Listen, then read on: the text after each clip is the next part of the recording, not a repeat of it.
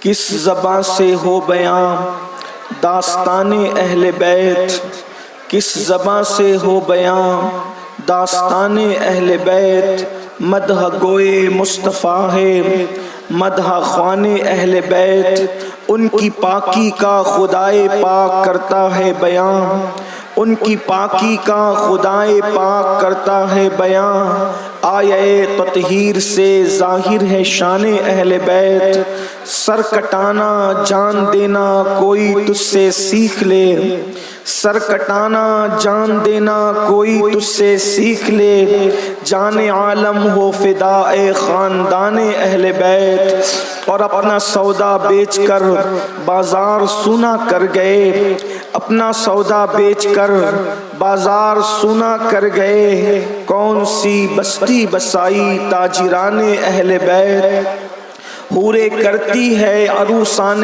شہادت کا سنگھار، خوب رو دولہا بنا ہے ہر جوان اہل بیت، اور ان کے گھر میں بے اجازت جبرائیل آتے نہیں، ان کے گھر میں بے اجازت جبرائیل آتے نہیں، قدر والے جانتے ہیں قدر شان اہل بیت، اور بے ادب گستاخ فرقے کو سنا دے اے حسن، یوں کہا کرتے ہیں سنی داستان اہل بیت۔ آج کی یہ محفل ذکر اہل بیت رسول کے حوالے سے انعقاد پذیر ہے، اور منتظمین محفل نے مجھے جس عنوان کے حوالے سے پابند کیا ہے، میں نے اسی مناسبت سے قرآن مقدس کی آیہ کریمہ کے ایک حصے کی تلاوت کرنے کا شرف حاصل کیا ہے۔ سورہ توبہ کی آیہ کریمہ ہے، اس کا ایک حصہ ہے۔ اللہ رب العزت مجھے حق کہنے اور آپ سب کو حق سن کر اس پر عمل کرنے اور اسے عام کرنے کی توفیق عطا فرمائے۔ کہتے ہیں کہ در سے در اور گھر والوں کی عظمت کا پتہ چلتا ہے، اس لیے کہ دروازہ جتنا بڑا ہوتا ہے اتنے بڑے دروازے پر جو پہرے دار مقرر ہوتا ہے، اس پہرے دار کو دیکھ کر یا اس دربان کو دیکھ کر گھر کی عظمت کا پتہ چلتا ہے۔ رسول اللہ صلی اللہ علیہ وآلہ وسلم کا جو گھر ہے وہ گھر کی شان کیا ہے؟ اگر میں اپنے الفاظ میں کہوں، کسی مفکر کسی مدبر کے الفاظ میں کہوں موجودہ دور کے، تو آپ کو شک ہوگا۔ آئیے اس محقق کے الفاظ میں میں بیان کروں جس نے اپنی پوری زندگی میں کبھی اپنی خواہش اور اپنی نفسانیت سے اور اپنی عقل کے گھوڑے دوڑا کر کوئی بات ہی نہیں کی۔ 108 علوم و فنون کا ماہر مجدد، 108 علوم و فنون کا ماہر مجدد دربان رسول کا پتہ ہمیں بتاتا ہے کہ حضور کے در کا دربان کون ہے۔ جب آپ کو دربان کا پتہ چلے گا تو پھر آپ کو حضور کے گھر کی عظمت کا بھی پتہ ہو جائے گا۔ میرے امام فرماتے ہیں یا رسول اللہ تیرے در کا درباں ہے جبریل اعظم، اندازہ فرمائیں تیرے در کا درباں ہے جبریل اعظم۔ اہل سنت کا عقیدہ امام اہل سنت بیان فرما رہے ہیں کیا کہ یا رسول اللہ تیرے در کا درباں ہے جبریل اعظم، تیرا مدح خواہ ہر رسول و ولی ہے، اور پھر دربان کی یہ شان ہے کہ وہ سدرۃ المنتہا کا مکی ہے۔ رسول اللہ کے در کے دربان کی یہ شان ہے کہ رسول اللہ کے دربان کی یہ عظمت اور بزرگی ہے کہ جہاں کوئی نہیں جا سکتا وہاں صرف رسول اللہ کا دربان پہنچتا ہے، جسے سدرۃ المنتہا کہتے ہیں۔ یا رسول اللہ تیرے در کا درباں ہے جبریل اعظم، تیرا مدح خواہ رسول و ولی ہے، یہ دربان کی شان ہے۔ اور اس کے بعد گلی کا عالم کیا ہے بیتاب جس کے لیے عرش اعظم ہے، بیتاب جس کے لیے عرش اعظم، وہ اس راہب لامکاں کی گلی ہے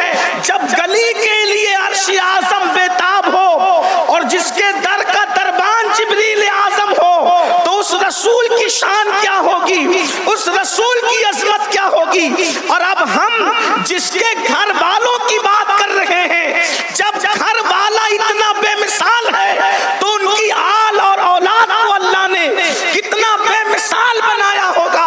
اللہ اکبر۔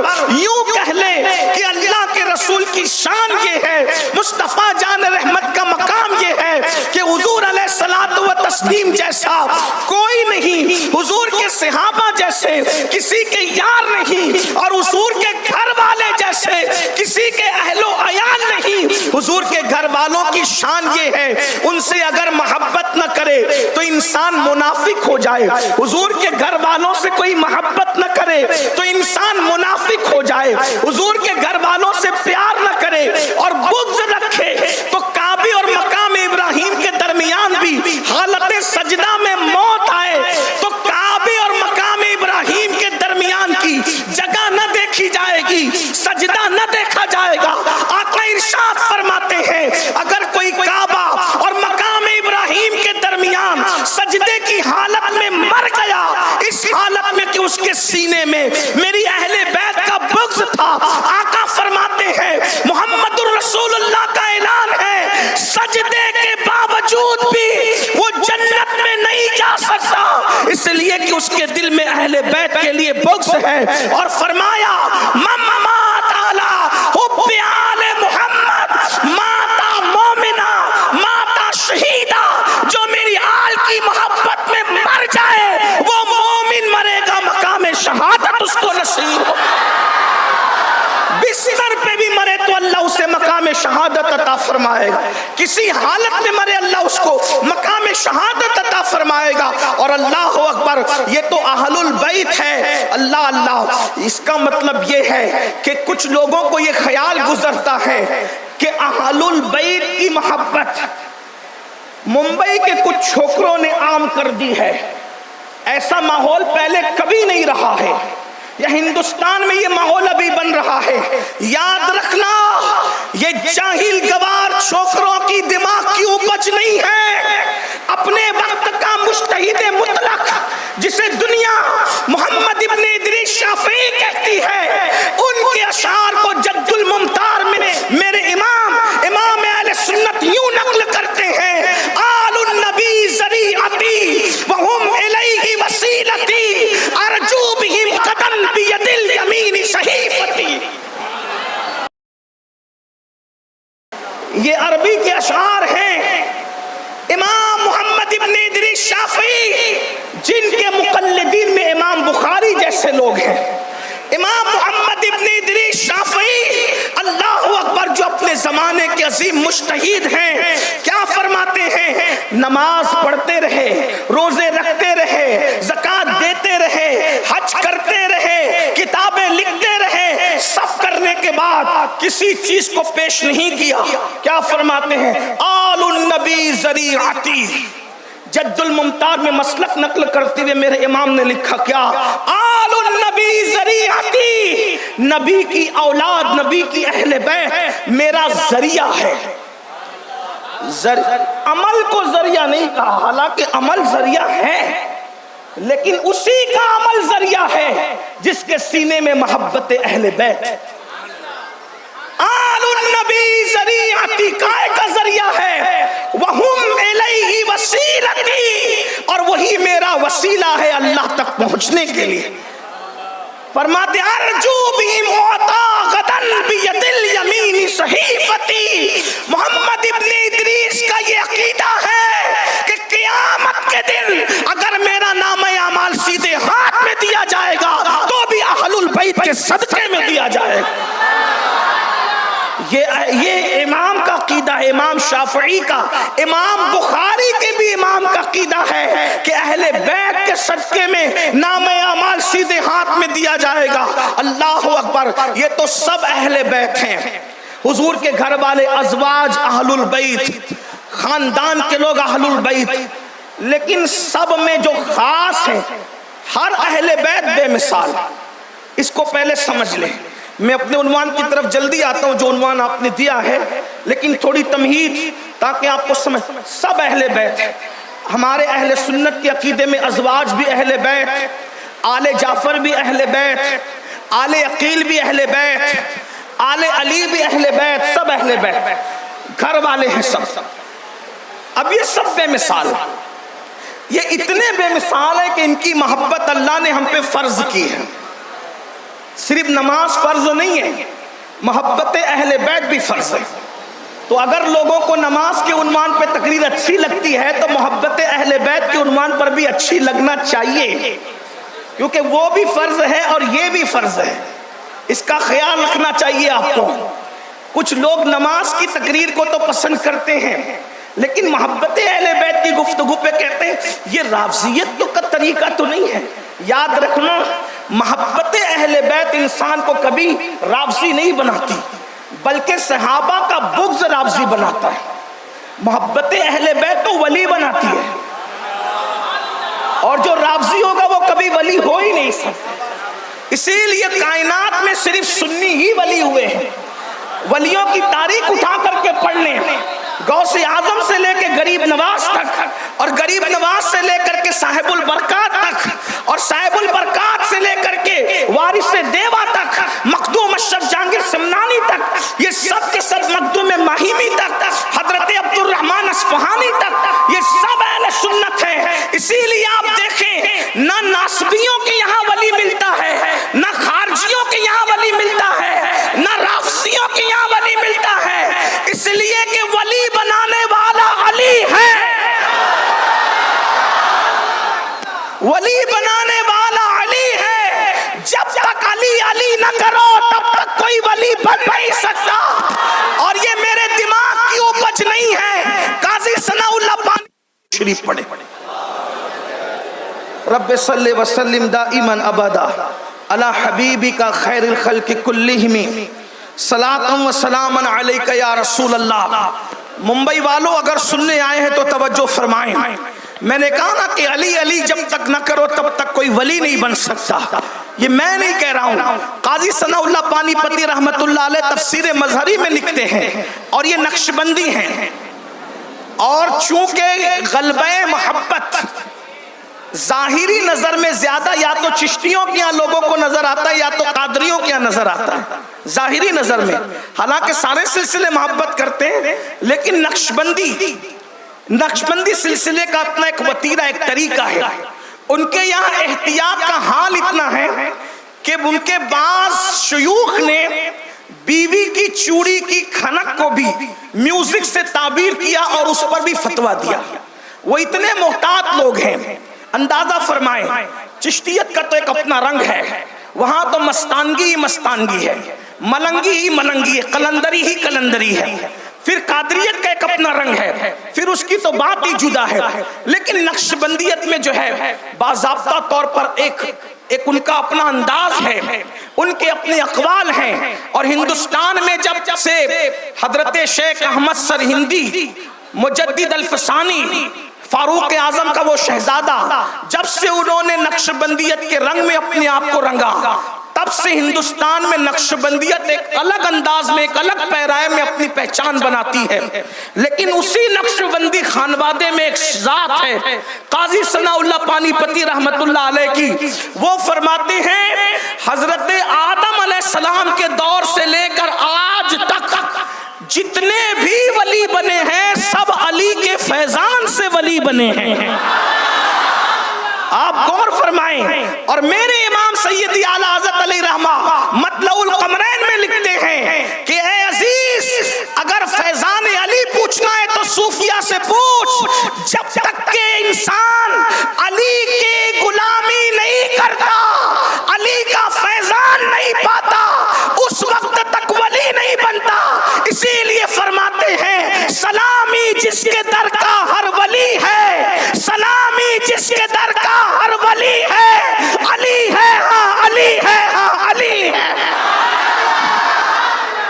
یہ شان علی یہ مرتضی ہے۔ تو اللہ اکبر، اس لیے میں یہ عرض کر رہا تھا کہ ذکر علی کے بغیر، یاد علی کے بغیر، نام علی کے بغیر کوئی پہنچ ہی نہیں سکتا اللہ تک۔ اس سے اور واضح مسلک بتاؤں اعلیٰ حضرت کا، فرماتے ہیں اصل نسل صفا، اصل نسل صفا وجہ وصل خدا، یہ وجہ وصل خدا پر میں اہل علم کی توجہ چاہتا ہوں. وجہ وصل خدا، جو خدا سے واصل ہو گیا وہی ولی ہوا. اور خدا سے واصل ہونے کی وجہ کیا ہے؟ اعلیٰ حضرت کے مسلک میں خدا سے واصل ہونے کی وجہ کیا ہے؟ فرماتے وجہ ہے وصل خدا. اگر اللہ سے واصل ہونے کی وجہ کوئی احمد رضا سے پوچھے تو احمد رضا کہتا ہے کہ خدا سے قریب ہونا ہے تو علی علی کر خدا تجھے قریب کر. وجہ وصل خدا، باب فصل ولایت پہ لاکھوں سلام. یہ شان مولا مرتضیٰ کی کرم اللہ تعالی وجہہ الکریم. اللہ اکبر. اسی لیے عرض کر رہا تھا نہ ناسبیوں میں ولی ملے گا، نہ رافضیوں میں ملے گا، نہ خارجیوں میں ملے گا. ناسبیوں میں اس لیے نہیں ملے گا کہ ان کی مولا علی سے بنتی نہیں، خارجیوں میں اس لیے نہیں ملے گا کہ ان کو علی پسند نہیں ہے، اور رافضیوں میں اس لیے نہیں ملے گا کہ ان وہ نام علی تو لیتے ہیں لیکن علی کے اماموں سے ان کی نہیں بنتی. یہ بات ہے، اس لیے ان کو بھی ولایت نہیں. یہ صرف اہل سنت کے حصے میں ہے. تو میں بات یہ عرض کر رہا تھا، توجہ آپ کی، کہ سب اہل بیت شان والے، سب اہل بیت شان والے، ان کی کوئی مثال ہی نہیں ہے. رسول اللہ بے مثال، ان کی سواریاں بے مثال. جس کی سواری مری لوگوں نے جنگل میں پھینک دیا. توجہ کرنا، رسول اللہ کی سواری اونٹنی جب مرتی ہے، اس کا انتقال ہوتا ہے، اس کے جسم سے روح نکلتی ہے، تو اس کو مٹی میں دفن کرنے کے لیے صحابہ جاتے ہیں. اندازہ فرمائیں، یعنی اوروں کے جانور پھینکے جائیں گے، رسول اللہ نے جس پہ سواری کی ہے وہ پھینکا نہیں جائے گا. صحابہ اس کی قبر بنانے کے لیے آئے ہیں. اندازہ فرمائے. اور پھر بزرگوں نے لکھا کہ چند دنوں کے بعد وہاں کا نشان بھی ختم ہو گیا. لوگوں نے جاننا چاہا کہ ہے کیا، تو وہاں کچھ نظر بھی نہیں آیا. اندازہ فرمائے، یعنی سواری بھی حضور جس اونٹنی پر بیٹھ جائیں، جب وہ اتنی بے مثال ہو جاتی ہے کہ صحابہ اس کی قبر بناتے ہیں. اندازہ فرمائے. پھر وہ چند دنوں کے بعد غائب بھی ہو جاتی ہے. جس پہ بیٹھ جائیں یارو، جس پہ حضور بیٹھ جائیں، جب وہ اتنی بے مثال ہے تو جن کی رگوں میں رسول اللہ کا خون ہے، خون مصطفیٰ جان رحمت ہے، وہ حضور کے گھر والے ہیں. لوگ حضور کے گھر والوں کی شان بیان ہی نہیں کر سکتے. حضور کی شان بیان نہیں ہو سکتی، حضور کے خون کی شان بیان نہیں ہو سکتی. حضور کی اولاد کی شان کون بیان کرے؟ حضور کی اولاد اولاد ہے. میرے بھائیوں، وہ کہتا ہے وہ جج کا بیٹا ہے، وہ فلاں وزیر کا بیٹا ہے، وہ فلاں وہ عالم کا بیٹا ہے، وہ فلاں مفتی کا بیٹا ہے، وہ فلاں مفتی صاحب کا بیٹا ہے. میرے بھائیوں، یہ بیٹے کا لفظ لگ جاتا ہے تو لوگوں کے دیکھنے کے انداز بدل جاتے ہیں. یہ نبی کے گھر والے، نبی کی اولاد ہیں. یہ نبی کی اولاد ہے. کس کی اولاد قیامت تک رہے گی نہ رہے گی کوئی گارنٹی نہیں ہے، لیکن نسل نبی قیامت تک باقی رہے گی، اس کی بشارت دی گئی ہے. اندازہ فرمائے. اور ایک بات یہ بتاؤں، جیسے جیسے قیامت قریب آئے گی، ذرا توجہ کرنا، جیسے جیسے قیامت قریب آئیں گی لوگوں کے بچے بگڑتے جائیں گے. کس کا بھی بچہ ہو، مولانا صاحب توجہ کریں، میں غلطی کروں تو میرے علماء اصلاح کریں، اور ان کو جہاں لگے کہ میں غلطی کر رہا ہوں یہ فوراً ٹوکیں. میں انشاءاللہ اپنی بات واپس لوں گا، لیکن توجہ کرنا، آپ نے ذکر اہل بیت کے لیے بٹھایا، تھوڑی توجہ. جیسے جیسے قیامت قریب آئے گی سب کے بچے بگڑتے جائیں گے. کیسے بگڑیں گے میں بتاتا ہوں. دیکھیے، آپ کے باپ دادا پہلے جیسے متقی تھے، آج ہم لوگ ویسے متقی نہیں ہے. ہم میں جو کچھ تھوڑی بہت ہے وہ ہمارے بچوں میں نہیں دیکھتے. سفید داڑھی ہو گئی بابا کی، پھر بھی چھوٹی عمر کے عالم کے ہاتھ چومتا ہے، لیکن نوجوان لڑکا کھڑے ہو کر کے ایک ہاتھ سے مصافحہ کرتا ہے کہ یہ تو میری عمر کا ہے، وہ کیا ہاتھ چوم دے.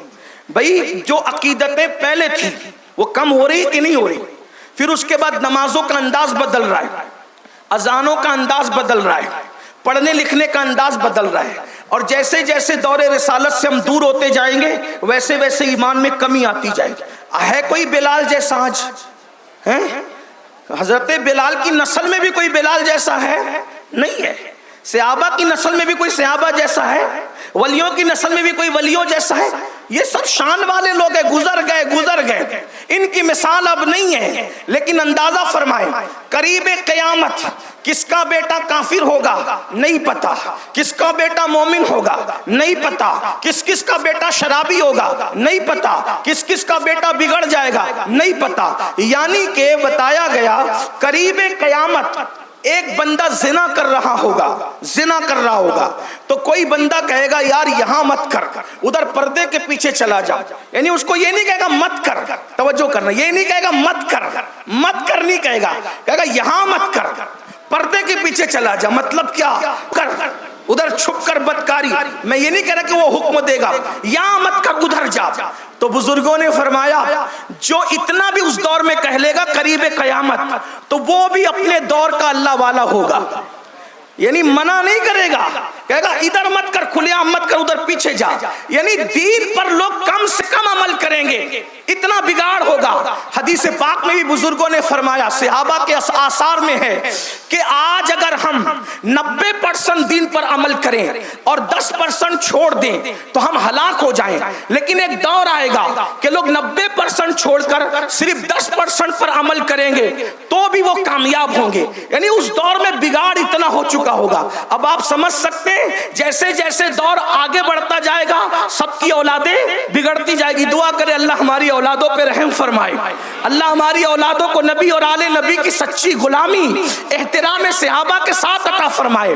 اب آپ کو سمجھ میں آ گیا کہ کس کی اولاد کتنی بگڑ چکی ہوگی، ماحول کتنا خراب ہو چکا ہوگا۔ اب سنیے اور غور سے سنیے اہل بیت کی شان۔ اس دور میں جب کہ اوروں کی اولادیں بگڑ چکی ہوگی، شیر فاطمہ یعنی فاطمہ کا دودھ اور علی کے خون کی تاثیر یہ ہے کہ آخری میں آنے والا سید بھی امام مہدی کہلائے گا، اور وہ اتنا متقی ہوگا کہ اس کے پیچھے حضرت عیسیٰ نماز پڑھتے نظر آئے۔ یہ خاندان اہل بیت ہے، یہ خاندان اہل بیت۔ بھائیو جس کا آخری بیٹا اس شان کا ہے، جس کا آخری بیٹا اس شان کا ہے سیدہ فاطمہ کا، اس کا پہلا بیٹے حسن کی شان کا عالم کیا؟ یوں کہا کرتے ہیں سنی، یوں کہا کرتے ہیں سنی داستان اہل بیت، یوں کہا کرتے ہیں سنی۔ توجہ آپ کی ہے، یہ سب بے مثال ہے، بات سمجھ میں آتی۔ لیکن اب ان سب میں حضور کے اہل بیت تو ہیں ہی پوری کائنات میں چنے ہوئے لوگ، یاروں میں صحابہ چنے، گھر والوں میں اہل البیت چنے۔ اب ان چنے ہوئے سب میں اب حضور فرما رہے ہیں، جب آیت نازل ہوئی انما یرید اللہ لیذھب عنکم الرجس اہل البیت ویطہرکم تطہیرا، اللہ پاک نے یہ ارادہ کر لیا ہے کہ نبی کے گھر والوں وہ تم سے ہر ناپاکی کو دور کر دے، رجس کو، ناپاکی کو دور کر، ہر گندگی کو دور کر دے۔ اللہ اکبر، ہر گندگی دور فرما دے اور تمہیں خوب ستھرا کر دے۔ جب یہ آیت نازل ہوئی تو حضور علیہ السلام نے ایک طرف سیدہ فاطمہ الزہرا کو بٹھایا، ایک طرف مولا علی کو بٹھایا، اور اپنی گود میں حسنین کریمین کو بٹھایا۔ آپ لوگ توجہ اگر میری طرف رکھیں تو میں بات کروں۔ دیکھیے جب آقاؤں کا ذکر ہو تو سراپا ادب بننا چاہیے کہ ان محفلوں پر جن کا ذکر ہوتا ہے ان کی نگاہ ہوتی ہے۔ ہاں آپ اس کو رسمی طور پہ سننا چاہتے ہیں تو ایک الگ بات ہے، لیکن اگر توجہ آپ ادھر رکھیں گے ذکر کی طرف تو آپ پر بھی توجہ ہوگی ذکر والوں کی۔ ایک نظر پڑ گئی تو میرا بھی بیڑا پار ہے اور آپ کا بھی بیڑا پار ہے۔ اگر آپ کی تو آپ آپس میں بات نہیں کریں گے، اور اگر کوئی کرتا ہے تو اس کو چھوڑ دیں، اپنے بھی طرف دیکھیں، غور فرمائیں۔ عرض یہ کر رہا تھا کہ حضور علیہ السلام نے جب آیہ تطہیر نازل ہوئی تو ایک طرف سیدہ پاک کو بٹھایا یعنی سیدہ فاطمہ الزہرا کو، ایک طرف مولا علی کو بٹھایا اور گود میں حسنین کریمین کو بٹھایا۔ اور اس کے بعد حضور علیہ السلام نے جو جملے کہے، جو بات کہی ہے وہ سننے کے قابل۔ یہ تو آپ نے سنی رکھا ہے، اللہم ہؤلاء اہل بیتی، اے اللہ یہ میری اہل بیت ہے۔ پھر اس کے بعد آقا علیہ السلام نے فرمایا، عرض کی اللہ سے جو ان سے محبت کرے تو ان سے محبت کر، جو ان سے دشمنی کرے تو ان سے دشمنی کرے. پھر اس کے بعد ایک جملہ فرمایا, اے اللہ, توجہ, اللہ جانتا ہے لیکن امت کو بتانا ہے, اے اللہ یہ میرے خاص لوگ ہیں. آقا نے کیا کہا؟ ان چاروں کے لیے, سیدہ کے لیے, علی پاک کے لیے, حسنین کریمین کے لیے, یہ تو ہے ہی اہل بیت. جو اہل بیت ہے وہ خاص ہے. ان خاص لوگوں میں جو خاص ہے, اللہ سے عرض کی, اللہ یہ میرے خاص لوگ ہیں. اب یہ خاص کا مطلب کیا ہے؟ خاص کس کو کہتے ہیں؟ بھائیو, اگر آپ کو کسی بادشاہ کے پاس جانا ہے اور آپ کی رسائی وہاں تک نہیں ہے تو سوچتے ہیں اس کا خاص آدمی کون ہے. کسی آفیسر کے پاس جانا ہے, رسائی نہیں ہے, آپ سوچتے ہیں اس کا خاص کون ہے. حضور علیہ السلام صرف بادشاہ نہیں ہے, وہ تو بادشاہوں کے بادشاہ ہے. محمود, شاہ جہاں, دارا, سکندر, یہ سب تو قدموں میں پڑے ہوئے لوگ ہیں. وہ بادشاہوں کے بادشاہ ہیں, وہ شہنشاہوں کے شہنشاہ ہیں. مشرق سے لے کے مغرب تک, شمال سے لے کے جنوب تک, فرش سے لے کے عرش تک ان کی حکومت کے جھنڈے گڑے ہوئے ہیں. ان کی حکومت ہے اور ان کی قاہر حکومت ہے, اور یہ شان والی حکومت ہے. ان کی قاہر حکومت پہ لاکھوں سلام. یہ شان ہے کہ اشارہ کرے تو سورج پلٹ آئے, اشارہ کرے تو چاند ٹکڑے ہو جائیں. ایسا حاکم, اللہ اکبر, ہے کسی کی ہمت کہ ان تک پہنچے؟ حضور بتا رہے ہیں گویا کہ دنیا کا دستور ہے جب کسی تک پہنچنا ہو تو خاص لوگوں کے ذریعے پہنچا جاتا ہے. حضور بتا رہے ہیں اے اللہ یہ میرے خاص لوگ ہیں, مطلب امتیوں کو اشارہ دیا جا رہا ہے اگر اللہ تک پہنچنا ہے تو مجھ تک پہنچو, اور اگر مجھ تک پہنچنا ہے تو میرے ان خاص لوگوں تک پہنچو. یہ خاص لوگ ہیں, یہ خاص لوگ ہیں. حضور فرماتے ہیں خاص لوگ ہیں, اور آقا فرماتے ہیں اللہ اکبر, حسن اور حسین کا جہاں تک معاملہ ہے, میرے آقا فرماتے ہیں امام حسن اور حسین تو حضور نے کہا ہم تو غلام ہیں, ہم تو امام ہی کہیں گے. اور واللہ انہیں امام کیوں نہ کہیں. امام بخاری, امام مسلم, امام اعظم جن کی جوتیوں کے صدقے میں امامت پاتی ہیں, ان کو امام کیوں نہ کہیں جن کو حضور نے کندھوں پہ بٹھایا ہے. اللہ اکبر. آقا فرماتے میرا حسن اور میرا حسین عرش کی تلواروں کا نام ہے. حسن اور حسین عرش کی تلواریں ہیں. اب آپ سے پوچھتا ہوں, فرش کی تلواروں سے کوئی ٹکرا جائے تو اس کا کیا انجام ہوگا؟ جب فرش کی تلواروں سے ٹکرانے والوں کا انجام آپ دیکھ چکے ہیں, تو جو عرش کی تلواروں سے ٹکرائے تو ان کا کیا انجام ہوگا؟ میرے الفاظ میں سن لیں, جو فرش کی تلواروں سے ٹکراتے ہیں وہ خود مٹ جاتے ہیں, اور جو عرش کی تلواروں سے ٹکراتے ہیں ان کے نام بھی مٹ جاتے ہیں, ان کا نسب بھی مٹ جاتا ہے, ان کا خاندان بھی مٹ جاتا ہے. جا کر کے ڈھونڈ لو, ہے کہ خاندان ذرا تلاش کرو جن سے ٹکرایا, جس خاندان کو قتل کیا, اس خاندان کا ہر فرد کسی نہ کسی محلے میں نظر آتا ہے. اسی مجمع سے اگر ہاتھ اٹھوائیں تو کئی سید اسی مجمع میں بیٹھے ہوں گے, لیکن کہاں ہے آل یزید؟ بتائیں, عرش کی تلواروں سے ٹکرائے تھے نا, کہاں ہے؟ کہاں ہے نام؟ کہاں ہے نشان؟ کہاں ہے نام لیوا؟ کہاں ہے ذکر کرنے والے؟ تو آقا فرماتے ہیں حسن اور حسین عرش کی دو تلواروں کا نام ہے. اور پھر اس کے بعد میرے آقا مصطفیٰ جان رحمت صلی اللہ علیہ وآلہ وسلم فرماتے ہیں احب اللہ من احب حسینا, کہ جو میرے حسین سے محبت کرے اللہ اس بندے کو اپنا محبوب بنائے. پھر آقا فرماتے ہیں اے لوگو, آقا فرماتے ہیں اے لوگو, میرے بعد میری اہل بیت کے معاملے میں میرا خلیفہ بننا. آقا فرماتے ہیں لوگوں کو خلیفہ بننے کا بڑا شوق ہے. حضور کہتے ہیں میرا خلیفہ بننا. کس معاملے میں؟ میری اہل بیت کے معاملے میں. خلیفہ کہتے ہیں نائب کو, یعنی جو کام اصل کرتا ہے اس کے اصل کے بعد وہ نائب کرتا ہے. آقا فرماتے ہیں میرے بعد میری اہل بیت کے معاملے میں میرے نائب بننا, میرا خلیفہ بننا. کیا مطلب؟ جیسے میں اپنی اہل بیت سے محبت محبت کرتا ہوں ویسے تم بھی میری اہل البیت سے محبت کرنا. اور اللہ اکبر، یہ خلیفہ بننے کا حق اگر کسی نے ادا کیا ہے تو میرے رسول کے خلفائے راشدین نے ادا کیا ہے. جانتے ہیں اللہ اکبر، سیدنا صدیق اکبر کی ملاقات ایک مرتبہ سیدہ فاطمہ الزہرا سے ہوئی، بلکہ سیدنا صدیق اکبر خاص طور پر ملنے کے لیے سیدہ کائنات مخدومہ کائنات سیدہ فاطمہ الزہرا سے ملنے کے لیے گئے. امام الصحابہ، سید الصحابہ، سالار صحابہ، افضل البشر بعد الانبیاء بالتحقیق سیدنا ابو بکر صدیق رضی اللہ تعالیٰ عنہ سیدہ پاک کے گھر گئے ملنے کے لیے. اس سے پہلے جو بات بیان کرنے سے پہلے عرض کروں، بتاؤ عبادت کیوں کرتے ہو؟ آپ لوگ عبادت کیوں کرتے ہو؟ کیوں کرتے ہو؟ اللہ کو راضی کرنے. کیوں کرتے ہو؟ اللہ کو راضی. صدیق اکبر کا مسلک سن، صدیق اکبر کا مسلک سن. صدیق اکبر سیدہ سے ملاقات کرتے تو کہتے ہیں سیدہ، یہ دو حدیثوں کو ملا کے پڑھو. پہلی حدیث، سیدہ جتنی محبت میں آپ کے بابا سے کرتا تھا، صدیق اکبر کہتے ہیں جتنی محبت میں آپ کے بابا سے کرتا تھا، آپ کے بابا کے بعد اتنی ہی محبت میں آپ سے کرتا ہوں. اور فرمایا اے نبی کے گھر والوں، ہم ایمان اس لیے لائے، ہجرت اس لیے کی، مال اس لیے خرچ کیا، دولت اس لیے لٹایا تاکہ اللہ کو خوش کرے، رسول کو خوش کرے اور تم اہل بیت کو ہم راضی کر لیں. صدیق اکبر کا مسلک ہے. صدیق اکبر صرف اللہ کی رضا کے لیے نہیں، بلکہ کہتے ہیں اللہ کی رضا کے لیے، رسول اللہ کی رضا کے لیے اور تم اہل بیت کی رضا کے لیے ہم نے نیک کام کیے. اب لوگ تو کہیں گے یہ تو شرک ہو گیا. میں کہتا شرک اس لیے نہیں ہوا کہ صدیق اکبر اپنے زمانے کا سب سے بڑا موحد انسان.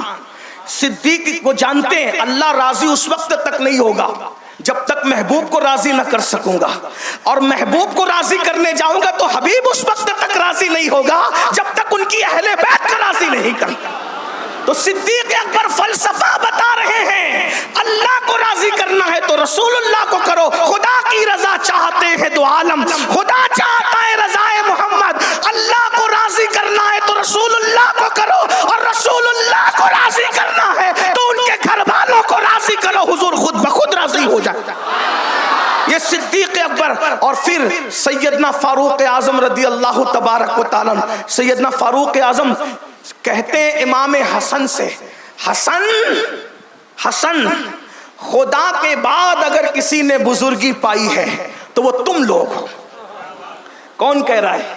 کون کہہ رہا ہے؟ فاروق اعظم. لکھ کون رہا ہے؟ مفتی اعظم مکہ علامہ ابن حجر مکی رحمت اللہ تعالی علیہ سوائق المحرکہ میں نقل فرما رہے ہیں یہ وہ لوگ ہیں جن کی عظمت اور بزرگی کے ڈنکے ان بزرگوں نے بجایا. اللہ اکبر. ایک بات آ گئی، میں عرض کروں پھر اپنی گفتگو کو اینڈ کی طرف لے جاؤں. آقا علیہ السلام نے اہل بیت کے خوب ذکر کیے، خوب ذکر کیے. ایک مرتبہ حضرت جابر بیٹھے ہوئے تھے، جابر ابن عبداللہ انصاری، ایک بڑے عاشق، صحابہ تو سبھی عاشق تھے. یہ میں باتیں اس لیے جان بوجھ کے کر رہا ہوں کیونکہ ممبئی کے نوجوانوں کو پتہ ہونا چاہیے کہ ہم اہل بیت کی محبت آج لے کر بیٹھے ہیں.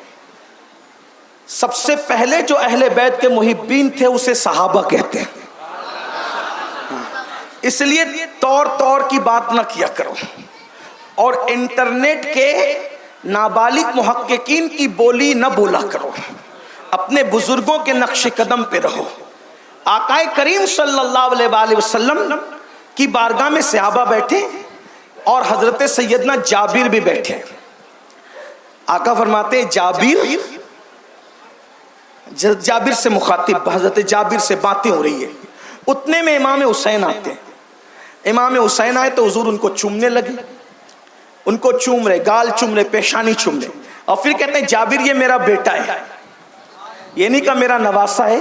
اس لیے کہ جب قرآن نے کہہ دیا ابنا انا و ابنا اکم تو وہ نبی کے بیٹے پیدا علی پاک سے ہوئے ہیں، ہے نبی پاک کے بیٹے. یہ بھی ان کی شان ہے. آقا فرماتے سب کی اولاد اس کی اپنی پیٹھ میں ہے، لیکن میری اولاد کو اللہ نے میرے علی کی پشت میں رکھا ہے. یعنی علی کی پشت کیا ہوگی؟ جس میں نبی کی اولاد رکھی گئی. ارے جس کی پشت اتنی بے مثال ہے اس کا چہرہ کتنا بے مثال ہے۔ اسی لیے آقا فرماتے سب الگ الگ درخت کی الگ الگ ٹہنیوں سے ہے، میں اور علی ایک درخت کی دو ٹہنیوں کا نام ہے۔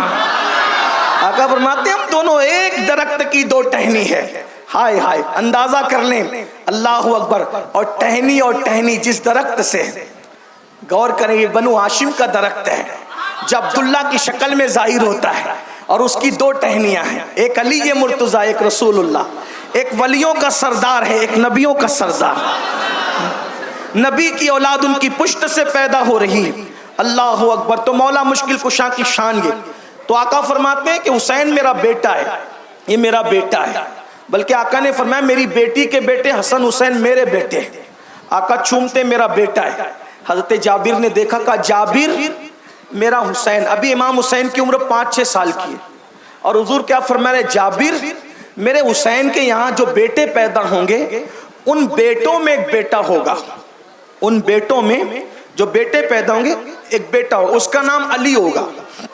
نام بھی دے رہے ہیں آقا، نام یعنی امام حسن کا نام بھی حضور نے رکھا، امام حسین کا نام بھی حضور نے رکھا، اسی طریقے سے سیدہ زینب کا نام بھی حضور نے رکھا، اور امام زین العابدین کا نام بھی، والد کی عمر بھی 5-6 سال کی ہے اور بیٹے کا نام رکھا جا رہا ہے۔ حسین کے یہاں بہت بیٹے ہوں گے، جو بھی بیٹے ہوں گے ان میں ایک بیٹا ہوگا، اس کا نام علی ہوگا، اس کو دنیا زین العابدین کہے گی۔ اور جب قیامت قائم ہوگی تو قیامت میں بھی جو اعلان ہوگا عرش کے نیچے سے کہ زین العابدین عابدوں کی زینت آئے، تو اس وقت میرا بیٹا عابدوں کی زینت کی شکل میں آئے گا، میرے حسین کے بیٹے کا بیٹا عابدوں۔ پھر اس کے بعد زین العابدین کو بچے ہوں گے، ان بچوں میں ایک بچہ ہوگا، اس کا نام محمد باقر ہوگا، یعنی بیٹے کا بیٹا پوتا اور پوتے کا بیٹا پر پوتا، اس کا نام محمد باقر ہوگا۔ تو اے جابر، ایک دن میرا پوتا محمد باقر تیرے گھر آئے گا، اور کوئی غیب کیا، ہائے تم سے نہا ہو بھلا، جب نہ خدا ہی چھپا تم پہ کروڑوں درود۔ لوگ کہتے ہیں غیب کی خبر نہیں دی، میں نے کہا اس سے بڑھ کر اور کیا غیب ہو۔ بھائی کربلا میں تو کٹ رہا ہے خاندان، جب 6 مہینے کا بچہ شہید ہو گیا تو علی امام زین العابدین نے کب بچنا تھا، لیکن حضور علیہ السلام بتا رہے ہیں جس کو شہید ہونا ہے وہ ہو جائے گا، لیکن زین العابدین بچیں گے، نسل بھی چلے گی، کوئی کاٹ نہیں سکے گا، اس لیے کہ جس کو نبی نے بچانا ہے، جس کو خدا نے بچانا ہے، اس کو کون ختم کر سکتا ہے؟ تو فرمایا میرا بیٹے کا بیٹا زین العابدین کا بیٹا محمد باقر ہوگا، اور پھر یہ بھی کہا وہ تیرے گھر آئے گا، اور جب وہ تیرے گھر آئے گا تو اس کو میری طرف سے سلام کہنا کہ آپ کے نانا نے آپ کو سلام کہا ہے۔ جب ہم آج کہتے ہیں نا حسین تم کو زمانہ سلام کہتا ہے، اور یہ سنی پاگل ہو گئے جو حسین پہ سلام پڑھتے ہیں۔ میں نے کہا جس پر نبی سلام بھیجے، اگر اس پر سلام نہیں تو پھر تم پہ لعنت ہے۔ نبی جس پہ سلام بھیجے اگر اس پہ سلام نہیں تو تم پہ لعنت ہے۔ رسول اللہ فرما رہے محمد باقر تیرے گھر آئے گا، تو اس کو میرا سلام کہنا۔ توجہ فرمائیں، صرف غیب کی خبر نہیں دی جا رہی ہے بلکہ نسلوں کی پیدائش کی اطلاع کے ساتھ جابر کی زندگی کی ضمانت بھی دی جا رہی ہے۔ جہاں بانی عطا کر دے، بری جنت ہبا کر دے، نبی مختار کل ہے جس کو جو چاہے عطا کر دے۔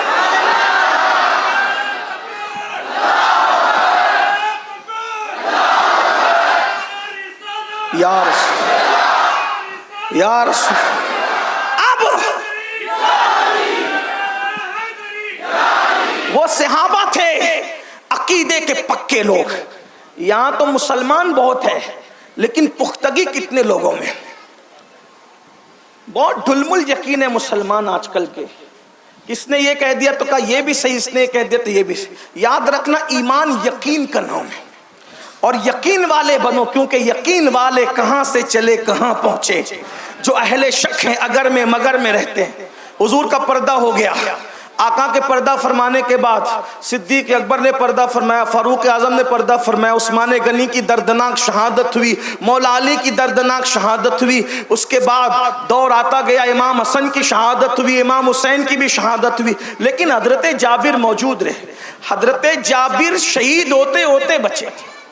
جب واقعہ ہررا ہوا، علامہ عبدالحق محدث دہلوی رحمۃ اللہ علیہ جذب القلوب میں لکھتے ہیں حضرت جابر کو پکڑا بھی، حضرت جابر کو پکڑا بھی لیکن شہید نہیں کر سکے، کیوں؟ حضور ضمانت دے چکے تھے نا۔ اور حضرت جابر جیے، کتنا جیے، کربلا ہو گیا، ہررا ہو گیا، سارا یزید نے ننگا ناچ کر لیا، اس کے بعد بھی حضرت جابر کو کوئی کچھ نہ کر سکا۔ اتنی عمر لمبی ہو گئی کہ اب آنکھوں کی بینائی میں کمزوری آ گئی، لیکن حضرت جابر مدینہ منورہ کے ایک محلے میں رہتے تھے اور اب گھر سے نکل نہیں سکتے تھے کیونکہ عمر بہت لمبی ہو گئی تھی۔ ایک دن امام محمد باقر کو کسی نے کہا کہ آپ کا محب ہے کوئی، وہ بیمار ہے، آپ اس محلے میں عیادت کے لیے چلیں۔ آپ سواری کے لیے گئے، سواری پر بیٹھ کر کے گئے عیادت کے لیے۔ عیادت کر رہے تھے تو کسی نے اطلاع دی، حضور، حالانکہ آپ کی عمر بھی ابھی بہت مختصر تھی، 5-6 سال کی عمر تھی، آپ گئے بیمار کے پاس تو کسی نے کہا حضور یہاں آپ کے نانا کے ایک صحابی رہتے ہیں۔ حضرت جابر کے بارے میں اطلاع دی، آپ کے نانا کے یہاں صحابی رہتے ہیں۔ تو حضرت جابر نے کہا کہاں رہتے ہیں، مجھے ملنا ہے۔ میں آپ کو کچھ تشریح کے ساتھ سمجھا کر کے بتا رہا ہوں، ورنہ علامہ عبد الرحمن جامی رحمت اللہ تعالیٰ علیہ نے اس کو لکھا ہے، ابن حجر رحمت اللہ تعالیٰ علیہ نے بھی اس کو لکھا ہے، لیکن الفاظ کی تبدیلی ہو سکتی، مفہوم یہی ہے جو میں پیش کر رہا ہوں۔ پھر کیا ہوا کہ آپ نے کہا کہ مجھے ملنا ہے میرے نانا کے صحابی سے، حضرت جابر سے۔ آپ نے سواری کا رخ موڑا حضرت جابر کے گھر کی طرف۔ اب حضرت جابر اتنے بزرگ، حضرت امام محمد باقر کے دادا سے بھی بڑی عمر، کس کی؟ حضرت جابر کی۔ داڑھی سفید ہو گئی، صحابی ہیں بھئی، امام حسین سے بڑی عمر تھی نا حضرت جابر کی، اور دادا لگتے تھے کون؟ امام حسین، امام حسین کے پوتے محمد باقر، امام محمد باقر، دادا سے بھی بڑی عمر ہے۔ جیسے ہی بات موڑی، شاگردوں نے کہا حضور نواسے رسول محمد باقر آپ سے ملنے آ رہے ہیں۔ آپ غصے میں آئے، فرمایا وہ کیوں آتے ہیں؟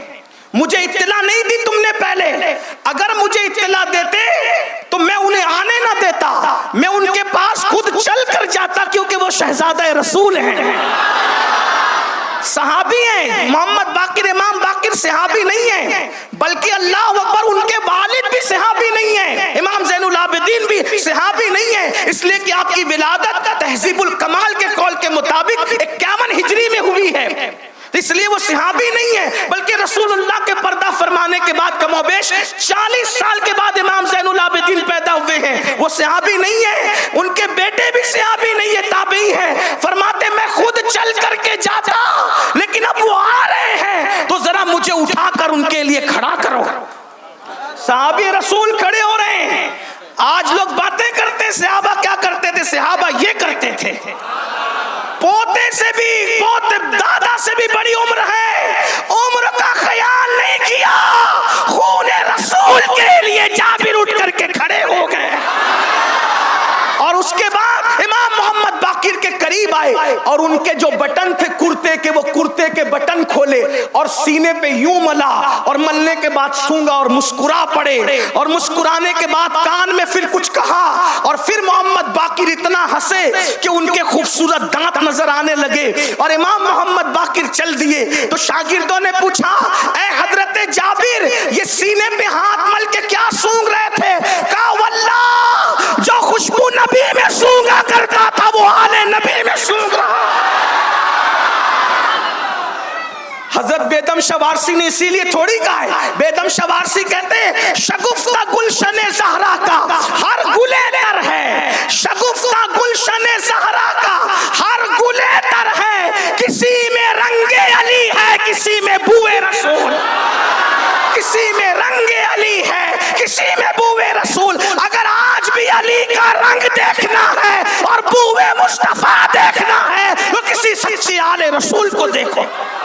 شگفتہ گلشن زہرا کا ہر گلے تر ہے کسی میں رنگ علی ہے، کسی میں بوئے رسول. میں جو خوشبو نبی کی سونگتا تھا وہ میں محمد باقر میں سونگ رہا تھا. اور اس کے بعد امام باقر سے پوچھا کیوں ہنسے جناب آپ، اتنا خوش ہوئے، اتنا خوش ہوئے؟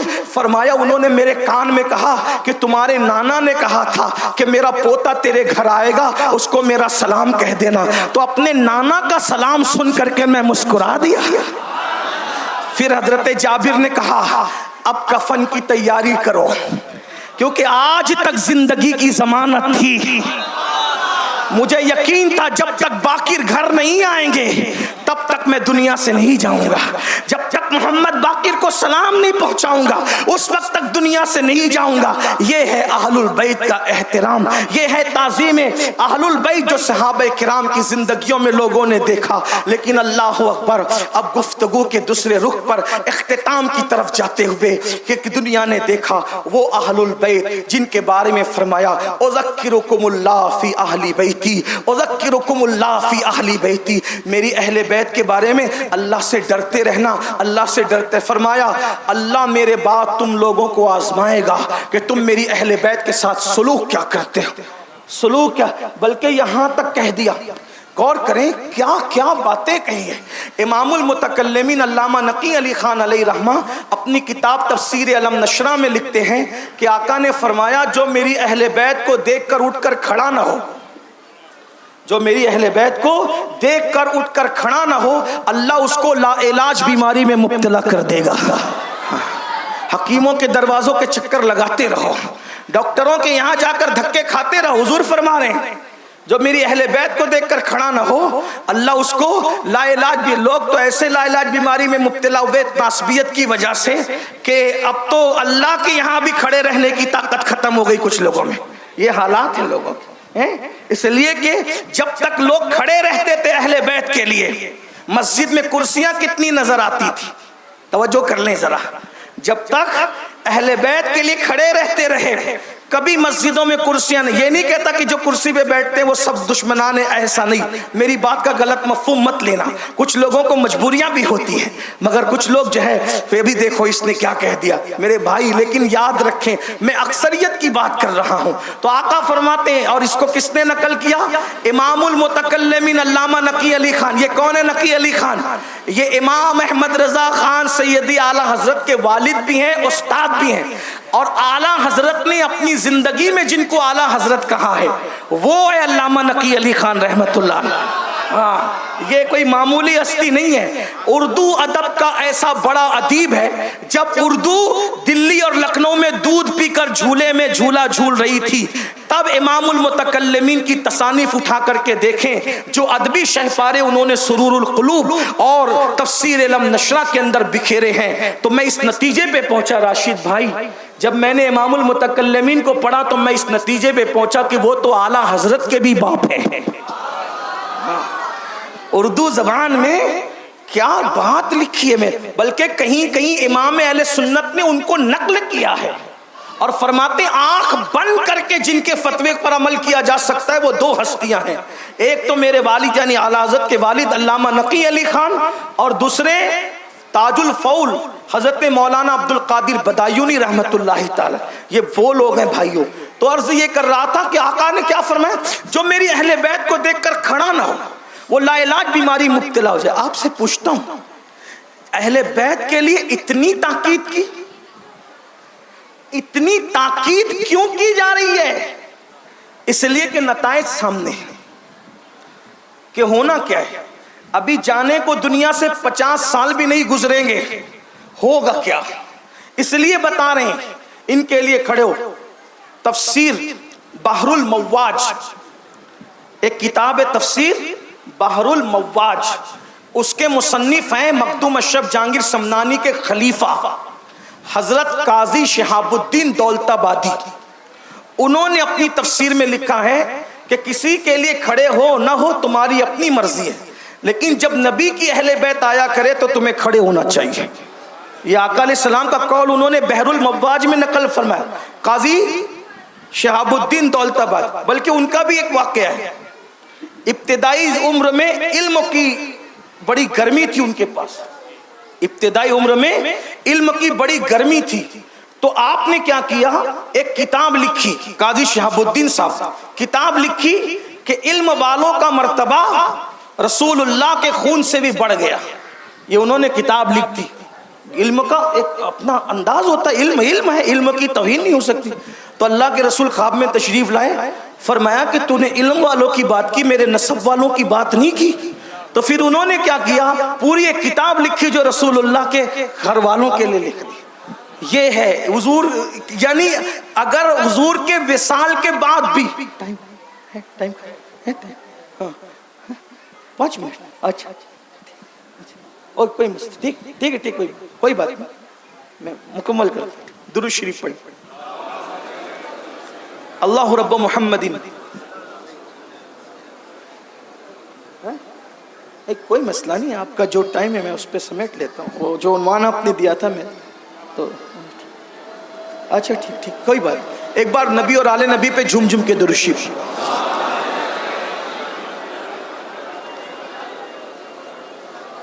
اللہ رب محمد صلی اللہ علیہ وسلم، نحن عباد محمد صلی اللہ علیہ وسلم، صلاۃ و سلام علیک یا رسول اللہ صلی اللہ تعالی علیہ وسلم، صلاۃ و سلام علیک یا جد الحسن والحسین وعلی آلک و اصحابک یا جد الغوث الثقلین. تو حضور اتنے حساس ہیں اس معاملے میں کہ حضور علیہ السلام کے خون پر جو ہے وہ یہ بات کہی گئی تو آپ نے خواب میں، اور چونکہ وہ تھے بڑے بزرگ، مخدوم الشمس صاحب کے خلیفہ تھے، مخدوم سمنہ علیہ رحمہ کے خلیفہ تھے، تو حضور نے میری آل کی بات نہیں کی تو نے. تو پھر انہوں نے پوری کتاب لکھی ہے. وہ کتاب گجرات سے جو ہے وہ کھمبات سے شائع ہوئی، اردو زبان میں آ گئی ہے. آپ اس کو دیکھنا چاہیں تو بڑی لذت ہے اس کے اندر، آپ اس کو پڑھ سکتے ہیں. تو یہ حضور علیہ السلام کی نگاہ میں یہ منظر تھا کہ میری اہل بیت کو ستایا جائے، بہت تکلیفیں پہنچائی، بڑی اذیتیں پہنچائی جائے گی. اسی لیے بہت تاکید فرمائی، بڑی فضیلت بیان فرمائی. اور آقا کریم صلی اللہ علیہ وآلہ وسلم نے فرمایا کہ جو میری اہل البیت کی حق تلفی کرے گا، جو میری اہل بیت کا حق نہیں جانے گا، قیامت کے دن اس حالت میں آئے گا کہ اس کی پیشانی پہ لکھا ہوگا کہ یہ اللہ کی رحمت سے محروم ہے. آپ نے مجھے شہادت پڑھنے کا حکم دیا تھا کہ امام علی مقام کی شہادت پڑھیں، لیکن وقت ختم ہو گیا ہے. کوئی بات نہیں، انشاءاللہ پھر کسی موقع سے. اور ٹائم کی قلت آپ کے ساتھ ہے، میں بھی چونکہ ٹریفک میں پھنس گیا تھا تو لیٹ آیا. اللہ پاک کی بارگاہ میں دعا ہے اللہ تعالیٰ ذکر اہل بیت کی محفل کو قبول فرما لے. یہ قصہ لطیف ابھی ناتمام ہے، جو کچھ بیان ہوا آغاز باب. وما علینا الا البلاغ. السلام علیکم.